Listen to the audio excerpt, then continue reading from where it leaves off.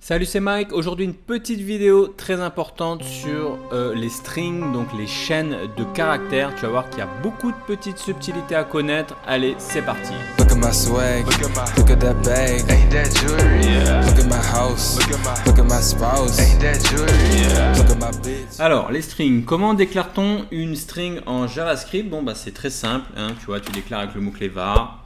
Comment on va appeler par exemple nom égale Mike, tu vois, là on vient de déclarer une string, une chaîne de caractères, tu vois, de manière littérale. Donc tu vois que c'est très simple, c'est voilà, c'est tout ce qu'il y a de plus simple. C'est comme, alors à pas confondre encore une fois avec le fait de déclarer par exemple un nombre qui est lui sans les guillemets, qui lui sera de type sans les, pardon, excuse-moi, les doubles quotes, qui lui est de type number. Là avec les guillemets, on est vraiment de type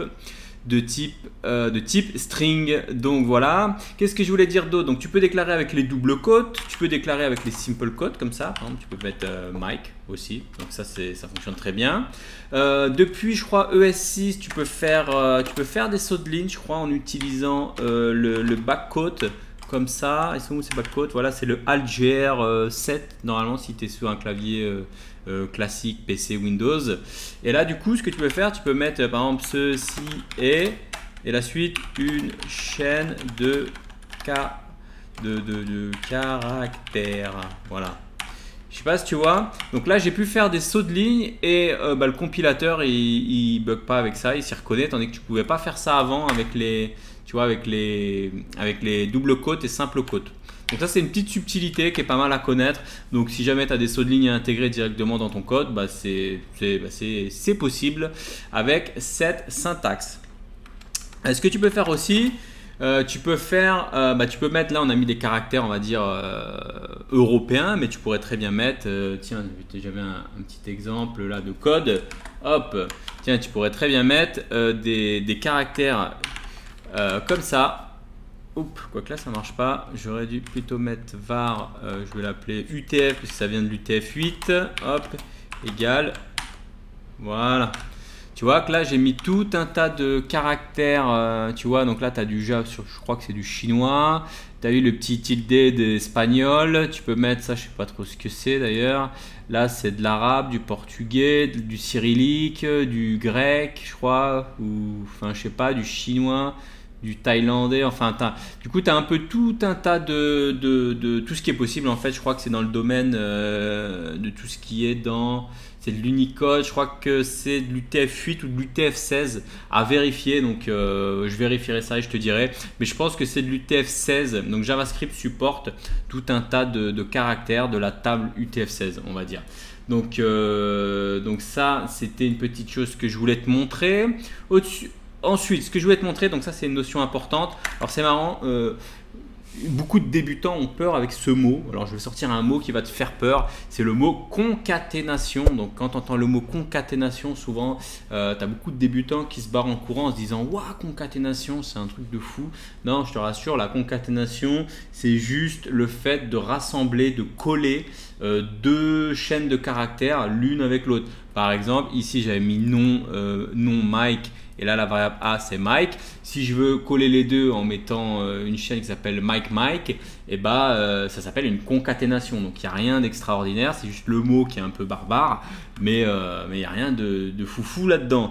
Donc du coup, comment on utilise une concaténation de chaîne de caractères en JavaScript? C'est avec l'opérateur plus. Comme ça, donc par exemple, j'ai créé une var qui s'appelle, je vais l'appeler concat, tiens, et je vais concaténer deux chaînes de caractères. Par exemple, je vais mettre hello, et puis je vais mettre une variable, par exemple, je vais mettre hello Mike, donc tu peux faire hello, le plus, et donc ta variable comme ça. J'aurais pu mettre aussi hello directement comme ça Mike, donc ça ferait en dur hello Mike. Donc là il l'attacherait, il faudrait mettre un espace si tu veux mettre hello Mike, mais tu peux mettre hello plus une autre variable, c'est une concaténation, et puis tu peux concaténer comme ça à l'infini les variables, les chaînes de caractères, etc.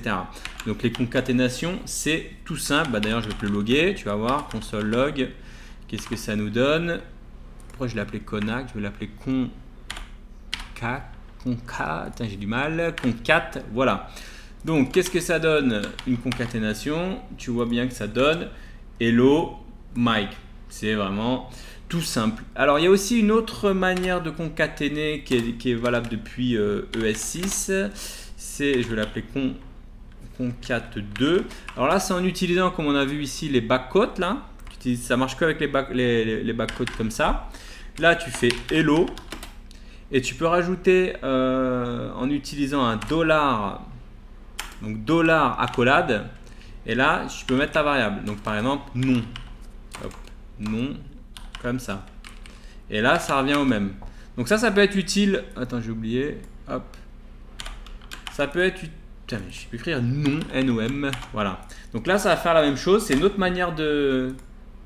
Ah oui, j'ai pas logué. Je vais loguer le concat2. Donc là, tu vas voir les deux manières de concaténer. Donc ça, c'est la même chose. Tu vois, c'est une concaténation. Donc on colle deux chaînes de caractères. Là, c'est une manière assez récente. Je crois que ça a été introduit depuis ES6. Mais c'est utile parce que par exemple, du coup, tu as quand même accès au saut de ligne, tu vois, comme on a vu là. Et tu pourrais enchaîner les noms de variables. Enfin, c'est une autre manière d'utiliser la concaténation. C'est assez utile. Je t'en parle. C'est pour ça que je t'en parle. Voilà. Donc, autre chose que je voulais te montrer. Donc, ça, on a vu la manière littérale de déclarer un nom. Mais tu pourrais déclarer aussi le nom comme ça en faisant un peu comme le number. Je ne sais pas si on avait vu le tuto sur les numbers. Donc, tu pouvais faire un number de 15, de 155, ça te donnait un number 155. Bah, de la même manière, tu pourrais définir une chaîne de caractères comme ça, string de Mike, et donc tu verrais que le nom, la variable nom contiendrait la chaîne de caractères Mike. Hop. Donc tu vois que c'est une autre manière de faire. Donc tu peux déclarer en littéral comme ça, ou tu peux utiliser cette autre manière de faire. Alors attention à ne surtout pas confondre, parce que là ça reste des objets, enfin des types primitifs. Je sais pas si je t'avais montré un peu les types primitifs, c'est les types de base, les nombres, les strings, toutes ces choses là. Et il ne faut pas confondre avec les objects, parce qu'il existe aussi en JavaScript. Tu peux faire un new string, et là par contre, si tu crées un new string, tu n'auras pas un type primitif, tu auras un objet qui contiendra à l'intérieur la chaîne de caractères Mike. Donc fais attention quand tu fais ta déclaration. Bah tiens, je vais te montrer quand je log là. Hop, qu'est-ce que je log? Tu vois, je log un objet qui contient la chaîne de caractères Mike. Donc, il ne faut pas confondre les deux, c'est deux manières de faire. Donc, c'est vraiment pas recommandé d'utiliser un new string, sauf dans certains cas, mais bon, là, on ne va pas en parler. Là, il faut vraiment que tu utilises le plus simple, c'est cette manière, la manière littérale, hein, la manière classique d'utiliser les strings. D'ailleurs, je peux te montrer en faisant comment on appelle ça? J'ai du mal. Je bégaye aujourd'hui. Comment on appelle ça? En loguant le type of. On va loguer le type of, par exemple. Quoique je les appelle tous pareil là, c'est pas bien tous les appeler pareil. Je vais l'appeler donc lui nom2. Non, là j'ai nom et nom2. Donc si je log type of, type of de nom. Type of de nom et type of de nom2. Tu vas voir que le premier est de type string. Et le deuxième sera de type normalement objet. Voilà. Tu vois, le premier est de type string, le deuxième est de type object parce qu'on n'est plus en type primitif, on est en type object. Donc c'est une petite subtilité qu'il faut savoir, il ne faut pas faire n'importe quoi. Et si tu veux savoir de quelle instance c'est, tu peux utiliser le mot-clé, c'est pas très important mais je te l'explique, c'est instance of. Donc si tu veux savoir que non, sinon est de l'instance of string, normalement ça va te retourner true.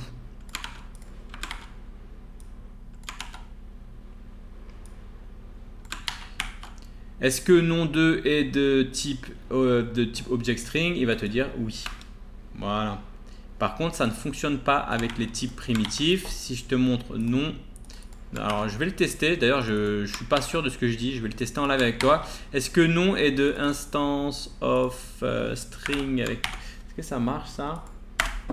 Non, string is not defined.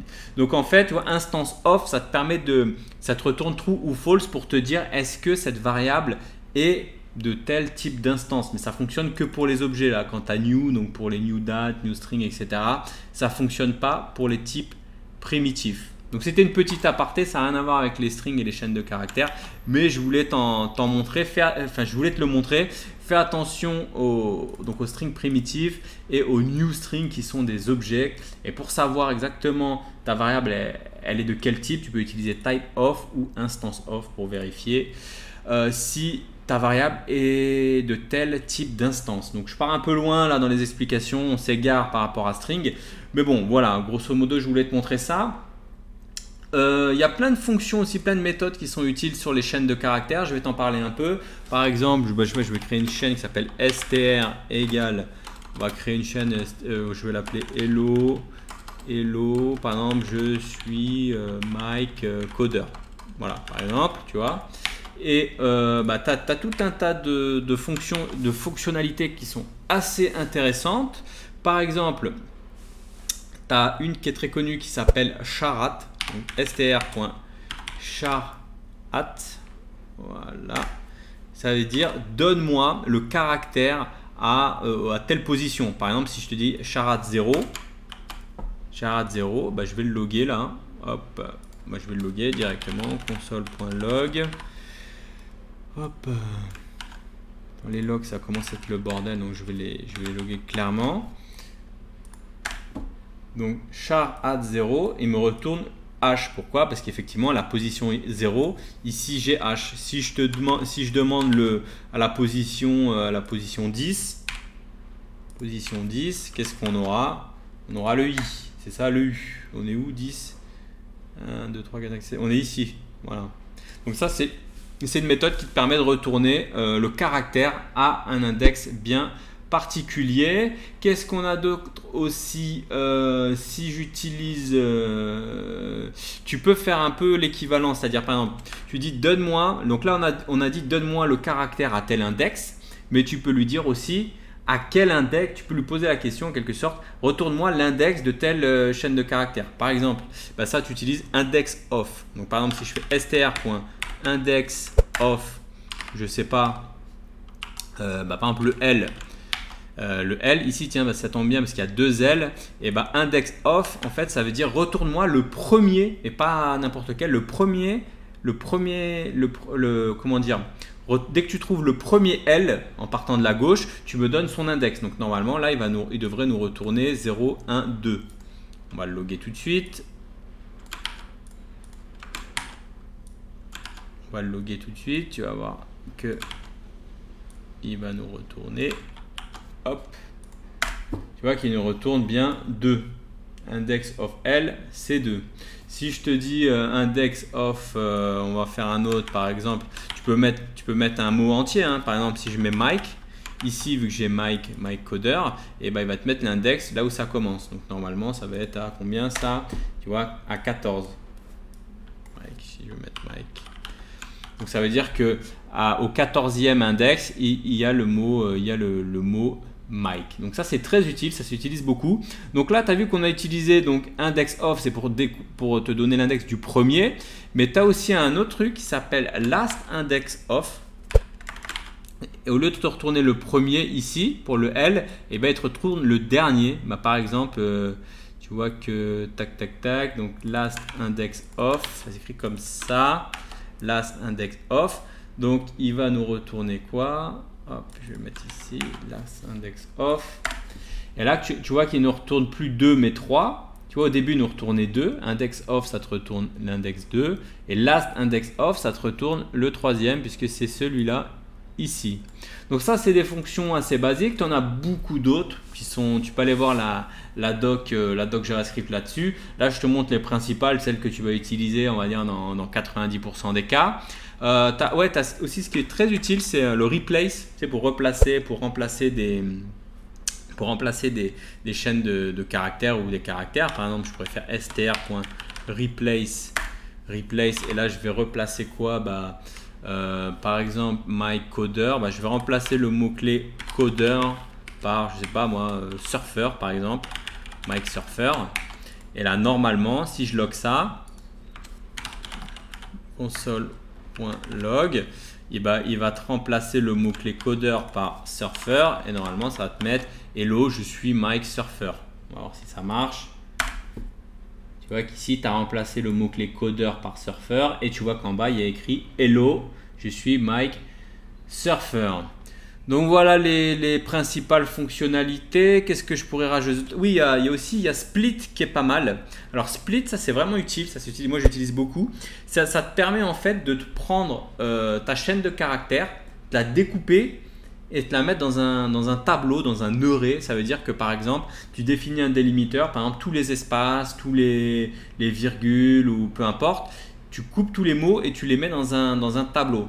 Par exemple, si je l'utilise ici sur cette chaîne de caractères Hello, je suis Mike Coder, il va te créer 1, 2, 3, 4, 5 éléments. Il va te créer un tableau à 5 éléments et il va te mettre dedans, dans le premier élément Hello, ensuite je, ensuite suis Mike Coder. Donc ça, c'est très utile. Je vais te montrer comment ça marche. Bah, c'est très simple. Tu fais str.split. Split et tu dis je split sur quoi? Sur un espace par exemple. Et là qu'est-ce que ça va faire? Bah, ça va te le mettre dans un tableau, je vais l'appeler ER comme array et je vais te le loguer.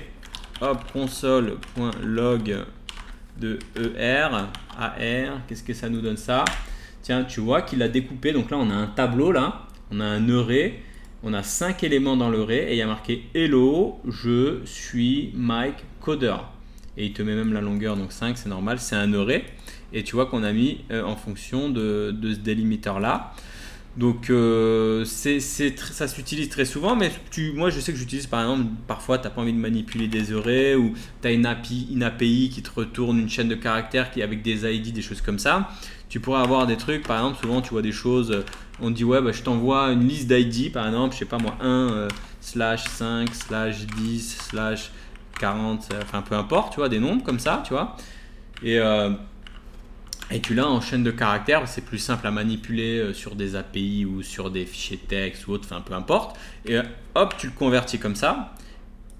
Là, tu n'utilises plus tu dis le séparateur. Le séparateur, c'est plus un espace, mais le séparateur, c'est la barre. Et là, qu'est-ce que tu auras? Tu vas voir que tu auras un array. Voilà. Ah oui, parce que str, j'aurais dû l'appeler idx plutôt. Et tu vois donc que j'ai un array, il y a 6 éléments dans ce tableau. J'ai le 1, le 5, le 10, le 50, le 54, etc. Donc il te découpe ta chaîne de caractères et il te le met dans un array. Donc ça c'est très utile, ça s'utilise souvent. Et comme on est là, bah tiens, je suis sympa. Allez, en bonus, je vais te montrer l'inverse. Ça s'utilise beaucoup aussi un peu dans les deux sens. C'est le fait d'avoir une chaîne de caractères et de la splitter dans un array. Et parfois, tu as l'inverse. Donc, tu as un array qui contient plein de choses là. Et tu veux le recombiner en chaîne de caractères. Et bien là, tu as une fonction qui s'appelle... C'est pas une fonction de string. Hein, là, on est dans les tableaux, dans les arrays. C'est array.join. Join. Hop. Array.join. Voilà, array.join, je crois que ça s'utilise comme ça. Et je vais le mettre ça dans quoi? Dans une str, dans une chaîne de caractères. Et là, quand je vais loguer str, qu'est-ce que ça va me donner? Tu vois qu'il a recombiné.